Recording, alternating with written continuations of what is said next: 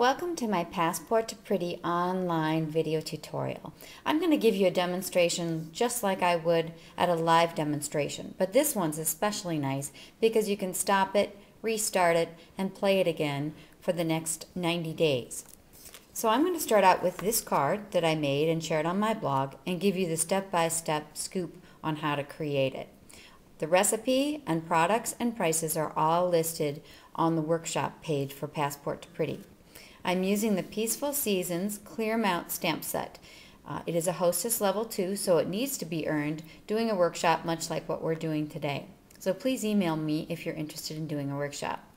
As I said, it's also available in wood mount for those that really prefer wood mount, but I'm kind of a clear mount girl, and you'll see some of those reasons why very shortly. So here's the card. I'm going to grab a standard size piece of early espresso cardstock. I've already scored it. It ultimately is going to be 4 1/4 by 5 1/2, which is a standard A2 card. A little tip for when you score. The ridge side, R-I-D-G-E, ridge, is called the mountain, and you want to fold in to get the cleanest edge. The valley side that has the little dip is what would be on the outside. Just a little tip for you to create a really nice clean card. My next layer is going to be 1/4 inch all the way around. It's from Deck the Halls designer paper. So it is 4 by 5 1/4. It's a beautiful piece of paper. On top of that, I'm going to be layering a piece of the script, also from the Deck the Halls. I love how everything matches together. That's 4 1/2 wide by 3 inches. Just to juice it up a little bit, I am going to use my 3/16 corner punch just to give it a little bit of a edge treatment. I like my cards relatively simple, but sometimes just these little things can be just the touches for making everything look too perfect and square. I'm going to use my snail in order to attach this piece to the cardstock, and it's going to be centered.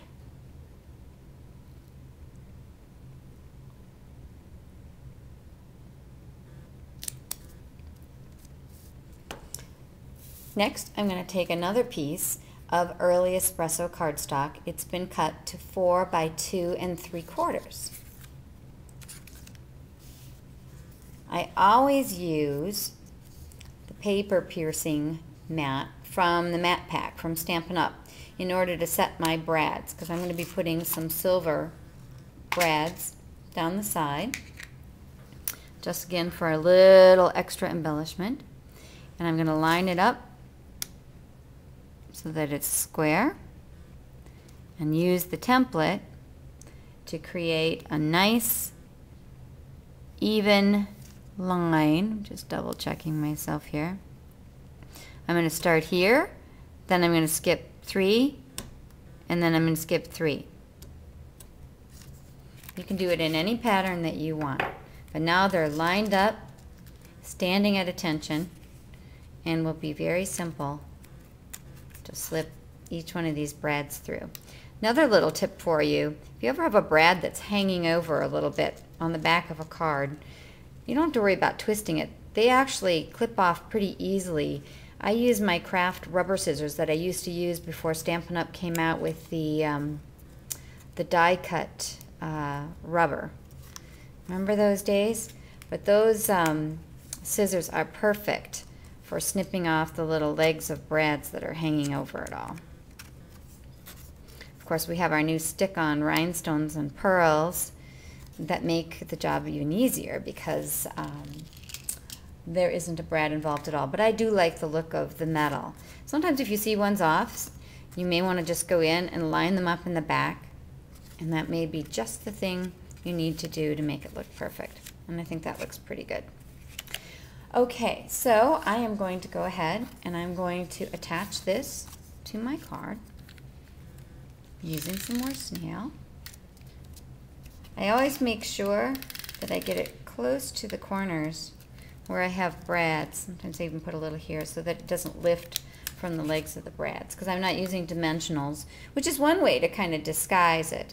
if that's what you're wanting to do. This I'm going to offset just a teensy bit. I'm going to put that right there. Now stamping, that's always the really fun part. I have a piece of very vanilla cardstock. It is cut to 3 3/8 by 1 7/8. I remember I mentioned the beauty of using clear mount stamps. You can put more than one stamp on a clear block. So I've got the world stamp that's a hanging ornament and the piece on earth, and I have them actually together. So I'll be able to stamp them at once and be able to get my placement right. I'm using Early Espresso Classic ink, and I'm going to apply ink on top. When I have a larger area to cover and I want to make sure I get good coverage, I stamp down on it with the stamp flipped up. A very good tip for using background papers too. There we go. So I'm going to line it up. I also use my grid paper that I have below to line up the paper. You can even use a little bit of dado if you want to make 100% sure that you've got it exactly where you want. So I'm going to go ahead and stamp. Hold it down, make sure it's even. Don't rock it, but just make sure you get a good even transfer. And I'm pretty darn happy with that one. So I'm going to do a little bit of the corner treatment that we did on the previous layer with the 3/16 corner punch on both corners. We'll kind of mirror what we did before. Then I am going to take my stamp, the world. I'm going to take the piece on earth off just because I don't need to ink it up. And I'm just stamping the world. Making sure I get a good image. And the beauty of having punches that are perfect, the 3/4 inch circle punch is absolutely a perfect fit. So I'm going to pop that out. Oh, make sure I'm all lined up again. So this is going to really add some jazz. So I'm going to take a Stampin' Dimensional. I don't think there are many projects out there where I don't use at least one Stampin' Dimensional. If there's one thing that gives you a monster bang for your buck, it's Stampin' Dimensionals. And the only other thing on this, please make sure that Africa is where it belongs and South America is where it belongs. So that's my only tip for layering this on top. See how much more pop that gives with a little added bit of color? So let's go back to, I'm actually going to go back to this layer. There was a reason I didn't mount it immediately, and that's because I'm going to add some ribbon on top. And I'm going to add this on top of the ribbon. So the ribbon is my next step. And I shared this little trick on my Stampin' Pretty blog. It was a 1 minute to wow video tutorial. I'm using 1/4 inch Early Espresso grosgrain ribbon. I'm taking my craft and paper scissors that are wonderful for ribbon, and I'm going to cheat by cutting right along the edge of a stripe because it's so easy to follow. That's the beauty of the stripe. And you can do this with many of our ribbons, by the way, but this one I like because it's super easy. It's like having the mark all ready for you.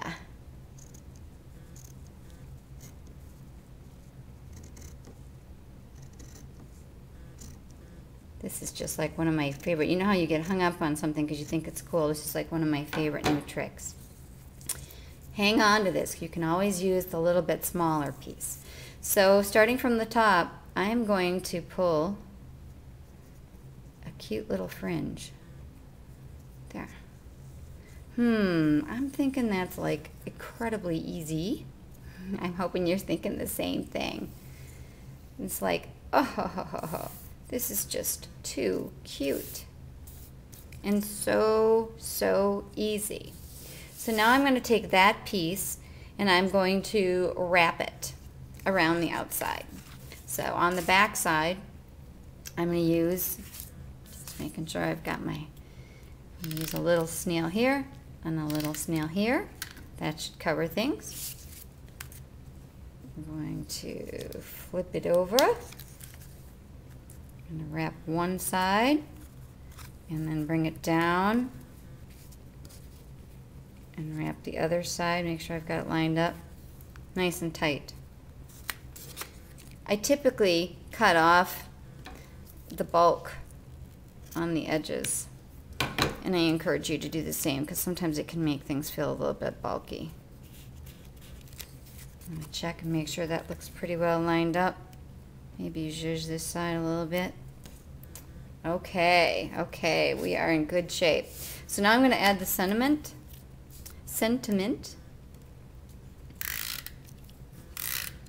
I could have added this with dimensionals, but I opted not to because I felt I'd already popped up the little earth.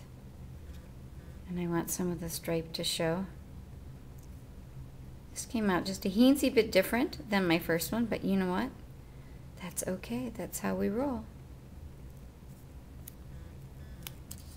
Oh, I need to spend more time adhering this on the back side. It'll be fine. I just need it to just hang on, and then I'm going to attach it to the card, and then everything will keep it together. So I'm going to add the last little stripe here. I don't always use this much snail, to be perfectly honest, and I want to make sure it stays on really good for the workshop video. So let's adhere it. I'm thinking that looks pretty cute. A little bit different. I'd probably put the brads in a little bit slightly different place, but you know, that's what happens when you're live and in concert. So there's the card. Very, very easy. Loving this fringe. Should be fun for the holidays. Thank you for joining me for part 1 of my Passport to Pretty video. I look forward to sharing with you 2 more projects. Bye-bye.